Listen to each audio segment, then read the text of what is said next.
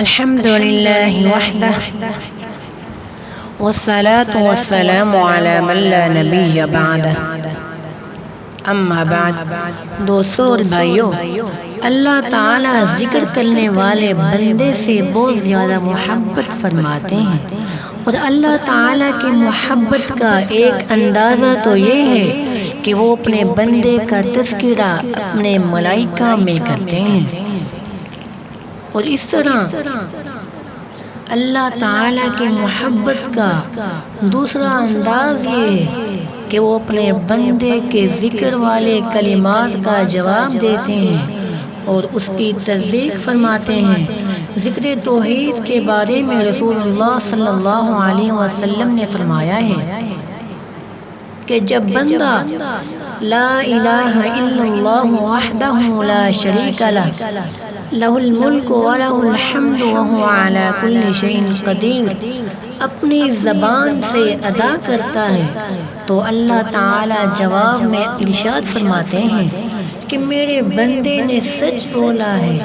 واقعتاً میرے علاوہ کوئی الہ نہیں، بادشاہت میرے لیے ہے اور ہر قسم کی حمد بھی میرے لائق ہے۔ معزز سامعین کرام، اندازہ فرما لیں کہ ایک مسلمان کے لیے اس سے بڑھ کر اور خوشی کیا ہو سکتی ہے۔ یہ کس قدر شرف و سعادت کی بات ہے کہ اللہ تعالیٰ کسی بندے کے متعلق یہ فرما دے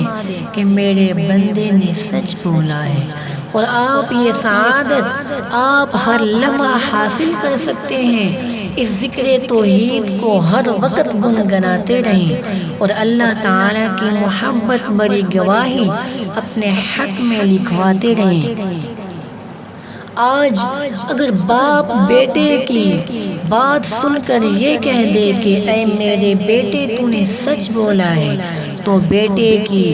خوشی کی انتہا ہو جائے گی، اور اسی طرح ماں بیٹی کو کہہ دے کہ اے میری بیٹی تو نے سچ بولا ہے، تو بیٹی بھی خوشی سے پھولی نہیں سمائے گی۔ استاد شاگرد کو یا کوئی بڑا افسر وزیر آپ کو کہہ دے کہ جناب آپ نے سچ بولا ہے، تو خوشی سے آپ کے پاؤں زمین پر نہیں لگیں گے، لیکن وہ لوگ کس قدر خوش بخت اور سعادت مند ہیں کہ جن کے بارے میں ان کا پروردگار کہتا ہے اے میرے بندے تو نے سچ بولا ہے۔ اللہ تعالی ہمیں بھی یہی سعادت نصیب فرمائے،